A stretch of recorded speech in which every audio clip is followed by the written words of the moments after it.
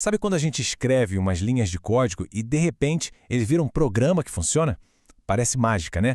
Mas não é. O nome disso é compilação. E é exatamente esse processo fundamental que dá vida ao software que a gente vai desvendar hoje. Para a gente conseguir entender como um computador pensa, vamos começar com um pequeno desafio. É algo que para nós, humanos, é super intuitivo, mas para uma máquina, bom, aí a história é outra. Ela precisa de regras bem claras. Olha só esse texto. A gente bate o olho e, na hora, o cérebro já processa: ah, isso é fácil. A gente reconhece a simplicidade das palavras, da estrutura, é quase automático, a gente nem precisa pensar muito. Agora, vamos para essa segunda frase. De novo, nosso cérebro faz o trabalho sozinho e já percebe que ela é um pouco mais complexa, né? A questão é, como é que a gente pega essa intuição, esse sentimento, e transforma em instruções que uma máquina consiga seguir? E é exatamente aí que está o pulo do gato. Um computador não tem instinto, ele precisa de um algoritmo, ou seja, um conjunto de regras bem definidas. Para ele saber se um texto é difícil ou não, ele teria que contar letras por palavra, palavras por frase, sílabas. Ele precisa de dados que ele possa medir, entende? Ok, vamos pegar um outro exemplo que segue essa mesma lógica. Isso aqui parece só um monte de letras sem sentido, né? Mas na verdade é uma mensagem criptografada.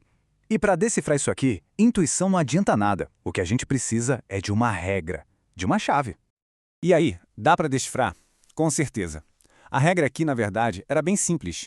Cada letra foi empurrada uma posição para frente no alfabeto. Então, para descobrir a mensagem, é só fazer o contrário, né? A gente aplica a regra inversa. Volta cada letra uma posição e pronto. A mensagem original aparece. This is CS50. Então, o ponto principal de tudo isso é o seguinte: não importa o problema, seja analisar um texto ou decifrar uma mensagem, a nossa lógica, o jeito humano de pensar, precisa ser quebrada num passo a passo que a máquina consiga executar. E essa tradução, bom, essa é a essência do que é programar. Certo. Então, o que acontece de verdade nos bastidores quando um programador escreve um código-fonte e ele vira um aplicativo que funciona de verdade? Pensa nessa jornada como uma tradução, pura e simples.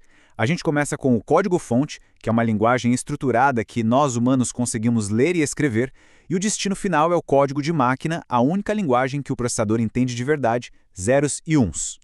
Esse processo de tradução tem um nome: compilação. Mas aqui vem um detalhe super importante. Compilação não é uma coisa só, não é um passo único que acontece num piscar de olhos. É mais como uma linha de produção, sabe? Com várias etapas, e cada uma delas tem uma função bem específica. Imagina uma linha de montagem com 4 estações de trabalho. É isso. Essas 4 etapas juntas pegam um arquivo de texto simples e transformam num programa que a gente pode rodar. Vamos dar uma olhada no que acontece em cada uma dessas estações. Então, vamos lá. Passo 1. A preparação. O processo todo começa basicamente organizando a casa, juntando todas as peças de código que vamos precisar num lugar só. É tipo quando a gente vai cozinhar e separa todos os ingredientes da bancada antes de começar. Essa primeira etapa, o pré-processamento, é ativada por qualquer linha no código que começa com aquele símbolo de cerquilha, o famoso hashtag. Essas linhas são como ordens, são diretivas que preparam o terreno, arrumam o código antes da tradução de verdade começar. Uma das diretivas mais comuns é essa aí, o hashtag include. Ela funciona na prática como um comando de copiar e colar. Ela basicamente fala para o pré-processador: ei, vai lá naquele arquivo de biblioteca, pega tudo que tem dentro dele e cola aqui, direto no nosso código. O que isso faz, no fim das contas, é garantir que o nosso programa tenha acesso a um monte de ferramentas que já existem, que outras pessoas criaram, tipo funções para imprimir texto na tela, por exemplo. É uma maneira genial de reutilizar código e que economiza um tempo. Nossa, um tempo absurdo. Beleza, com o nosso código-fonte todo preparado, todo expandido, agora sim começa a tradução para valer, a conversão para a linguagem da máquina. E isso acontece em 2 fases. Primeiro, o compilador entra em cena e traduz o código C para uma outra linguagem chamada Assembly. Para a gente pode até parecer um monte de coisa esquisita, mas o Assembly nada mais é que uma representação em texto das instruções que a CPU consegue executar. Ele funciona como uma ponte fundamental entre o nosso código e o hardware da máquina.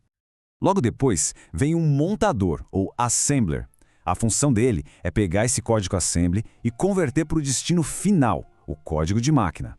É nesse exato momento que aquelas instruções viram a sequência binária, os zeros e uns que o processador executa diretamente.